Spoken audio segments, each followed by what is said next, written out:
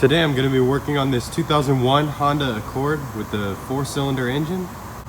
As you can see, the underside of the car is completely saturated with power steering fluid. The customer has to refill the reservoir every couple of days.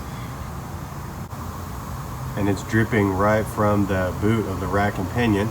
Some has even dripped on the floor, and the car's only been sitting here for about 5 minutes. So I have a new rack and pinion right here in the box, so we're going to get to work. First I'm going to remove the wheels. Now we can see the outer tie rod end. So what I'm going to do is I'm going to come back here, and the first thing I'm going to do is I'm going to count the threads, and I'm going to see about how many threads are showing here. That way when I remove these tie rods and I put them on the new rack, I'll be able to get it as close as possible before I do the alignment. So it looks like there's about 1, 2, 3, 4, 5, 6, about 6 threads sticking out on this side. And over here on the other side, on the passenger side, it looks like there's 1, 2, 3, 4, 5, 6, 7 threads sticking out over here on the passenger side. Now I'm going to come over here with a 3/4 inch wrench, and I'm going to loosen this nut. If you don't loosen this nut before you remove the outer tie rod, it's going to be a lot more difficult. Once you have these nuts loose, you're going to want to come down here. You're going to want to remove the cotter pin if it has one, and you're going to want to remove this nut that holds the outer tie rod end on. A pair of pliers or dikes and get that cotter pin out of there.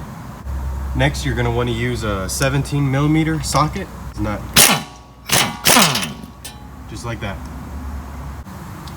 Okay, now with those nuts removed, you're going to come over here with a hammer, and you're going to want to hit right here. You don't want to actually hit the tie rod itself. You want to hit the knuckle.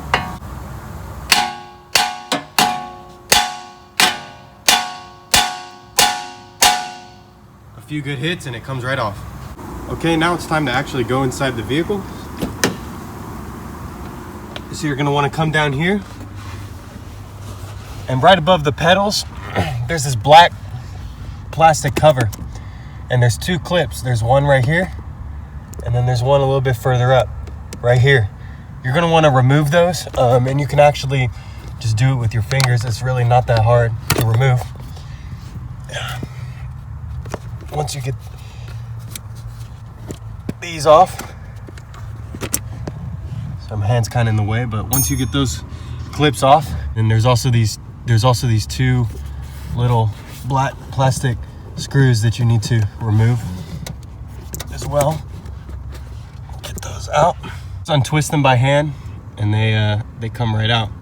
Okay, so actually if you pull the carpet back, there's one more of those little plastic nuts. Actually, if you pull the carpet back, there's actually one more of these nuts down here. That's why I was having so much trouble getting it out. So go ahead and take that one out. So there's actually 3 in total. Okay, now with all of those out, now it should just come right out. There it is. So now this bolt and then this one right here, these need to be loosened. So before we continue any further, make sure the steering wheel is straight. I want to come down here. Now these bolts right here, they're 10mm. Thing to do.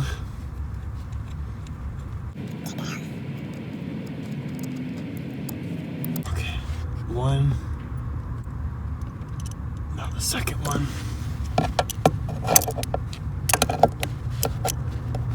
So with both of these bolts out, they're actually the same, so you don't have to worry about getting them mixed up. Either one can go in either place. Okay, now with both bolts removed, and you're going to want to verify again that the steering wheel is straight, and then basically just pull up on this knuckle. You're going to want to slide up on that like so, and this pops out, and you're just going to want to let it hang down just like so.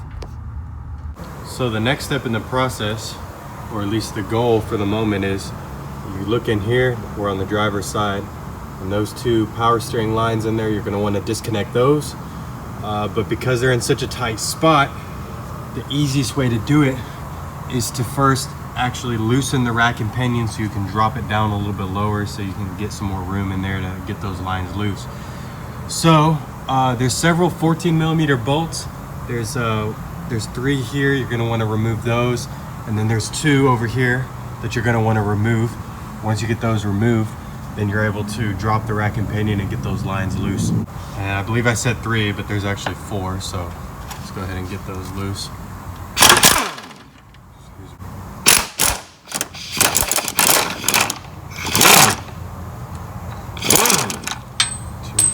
So with all 4 of those removed, let me just show you what I have. So these 2 bolts, they go actually directly into the rack and pinion. These are going to be longer, and these other 2 are going to be shorter. So if you look here, it's 2 short bolts, they're the same, and then these 2 long bolts are the same. Loosen these 14mm bolts. So those, this metal clip will come off, and you should notice the rack is now loose. It is dropped down some. And now we can go to the other side and get those lines off. Okay, remember how I said there was 4? Well, I'm missing one right here, so I'm gonna go ahead and take that one loose. Get that bracket off there. All right, so what we have here, the smaller nut that is on the left-hand side, it's gonna be a 14mm, and the nut that's on the right is gonna be a 17mm. And don't forget the drip pan, because this is gonna get a little bit messy. So I actually found that the easiest way to get this off is to use a crowfoot wrench like this. So you use one of these, put it on the end of an extension, put it in there, and with that I was able to break it loose. This is arguably the most difficult part of the job. I tried getting it from the bottom, the top. Everything was pretty awkward, not working very well, so I ended up using this, and it worked well. So hopefully that helps you guys out. If you guys have any better ways to get these lines off, just feel free to post it in the comments. Okay, so once I got the lines off, the next thing I actually had to end up doing was I had to take the exhaust loose. So there's just 3 14mm nuts that go right here. I just had to unscrew those and get this loose. And with the exhaust loose, basically I was able to, this is actually the new rack, I was able to drop the old rack down, and then I had to remove the outer tie rod on the driver's side, push it in as far as it could go toward the passenger side. Then I was able to slide it over this way, drop it out, and pull it out through here. So sorry I wasn't able to film it. It was kind of hard to do without a cameraman. So, and of course with the old rack out, before you install the new rack, you want to actually put it side by side, and you want to verify that it is the same, which I did, and they are the same, which is good. Now would be a good time though to go ahead and check your outer tie rod ends. This one on the passenger side is all, the boot's busted and it's all loose and worn, so I went ahead and ordered a set of outer tie rod ends. Getting these lines reconnected proved to be actually pretty difficult. It's just real awkward, but once you get these lines in, then you're able to bolt up the rack, and after I get the rack bolted up, then we'll get the exhaust put back on.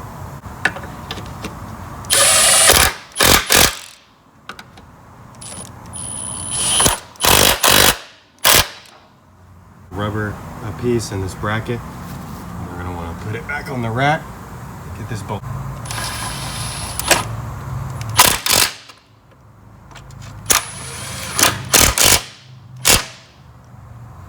In case you didn't notice, there actually is an arrow on this bracket pointing to the front of the vehicle, so that way you know which way to put it. Forgot to mention earlier that just to the left of this bracket that we just put on, there is actually another one that you will have to take off in order to remove the rack. And this is going to go, actually, it's going to go right here. Let me get this on it and I'll show you. There's a long bolt. There's a long bolt and 2 short bolts. The long bolt goes in the center and the short bolts go on the end. So with the bracket in place, you can just tighten it down.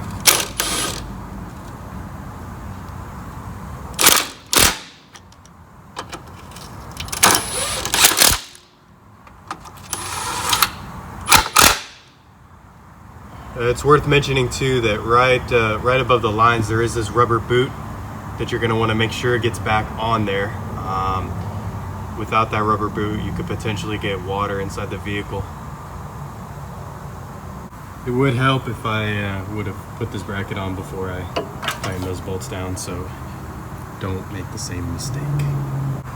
Get them all started before you tighten them down, otherwise you'll be fighting it.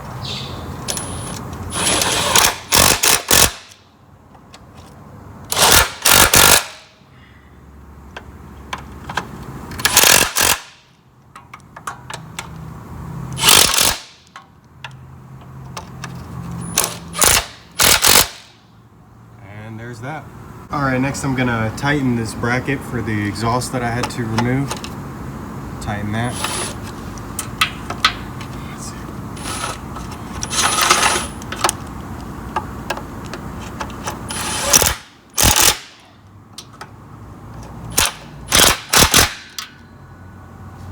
All right, like that, and then I'm gonna tighten these nuts for the exhaust.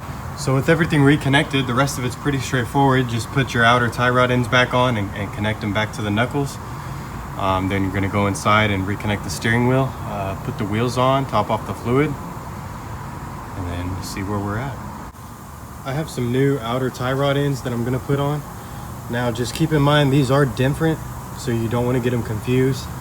This one's gonna be the passenger side. The passenger side has this curve to the left when you're looking at it this way, and the driver's side has this curve to the right.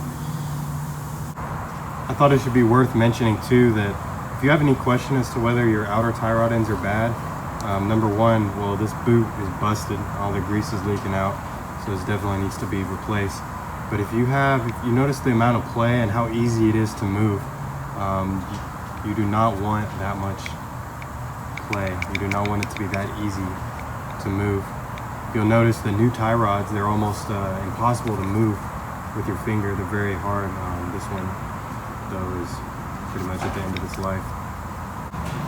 And this one, the driver's side, it's quite loose as well. The boot is still intact, but you might as well replace both of them while I'm here. If you find that you try to put this in and you're at the wrong angle, there's a trick that you can use to move the tie rod. You just leave the nut on and you can take a wrench. And oh, this is actually the wrong size wrench. You want to use 17 millimeter, but you can actually just slip a wrench over the top, and you can use this to actually manipulate the angle of the tie rod. This is an example over here on the passenger side. You see, because of the angle, even if I move this out, it's just not going to want to go in. This is about as far as it'll go, and of course it's too stiff to actually move by hand, so that's where this trick comes in handy. You can just place the nut right here over the end like so. I can get this thing on there. There we go. Take my wrench, change the angle. Yeah, the whole one-handed mechanics was not working out too well, but you guys get the idea. So next thing we're gonna do is just tighten these up with the impact and put the cotter pin back in, a new cotter pin, and then we'll be on to the next step. Now these nuts, you want them tight, but you don't want to go crazy on them either. I have seen these break before if you over tighten them, like with a big 1/2 inch impact, for example. So I'm using my battery powered impact here. What you want to do is about like this.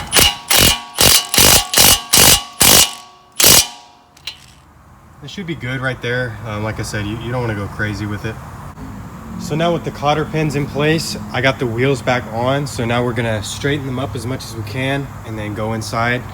And then we're going to reconnect everything inside. So start by getting this kind of as straight as you can. We're just kind of gonna eyeball it. Come over here. This side, yeah, looks pretty straight. So now we're gonna go inside. So once you're inside, verify again. You want the wheel straight, as straight as you can get it. Then you're gonna wanna come down here. And all you're gonna have to do is slide this knuckle back onto your rack. Go about like that. There. Slide it down.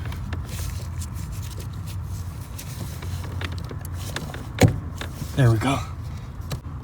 Once you're on there, then you're able to just take your 10mm bolts that you removed earlier, and try not to do that, and then just reinsert them back in and then tighten them down. These do not have to be deathly tight. There is a washer on each bolt. You want to make sure that that stays on there, but you want to get them snug, get them pretty snug, but you don't need to get a 2-foot long breaker bar and crank down on them. And if it helps to pivot the steering wheel, that way you can get this last bolt in, or that way you can get the wrench in. Then once you get this first one on there, feel free to turn the wheel. Now my front wheels are off the ground, so obviously if your car is on the ground, it's going to be a little bit more difficult. There we go. I'm just going to turn it to an angle where I can get in here better and get this thing tightened down. So let me tighten this back.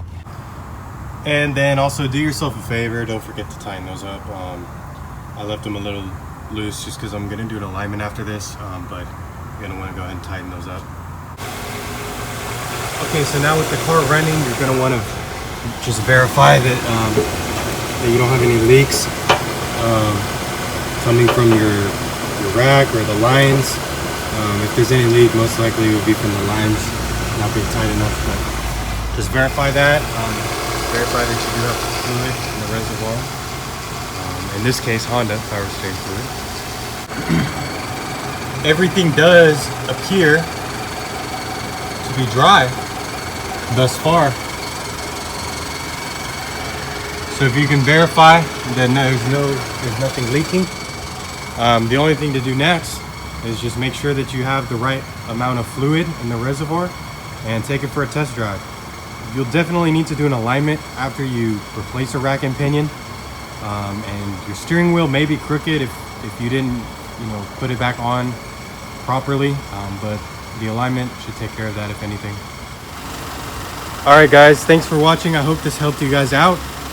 This is my first video, so if you guys like it, just give me a like, and if you have any questions or comments or suggestions, just place them in the comments below. Let me know what you guys would like to see, and if you have any questions or any suggestions for me. So I appreciate it very much, and thank you for watching.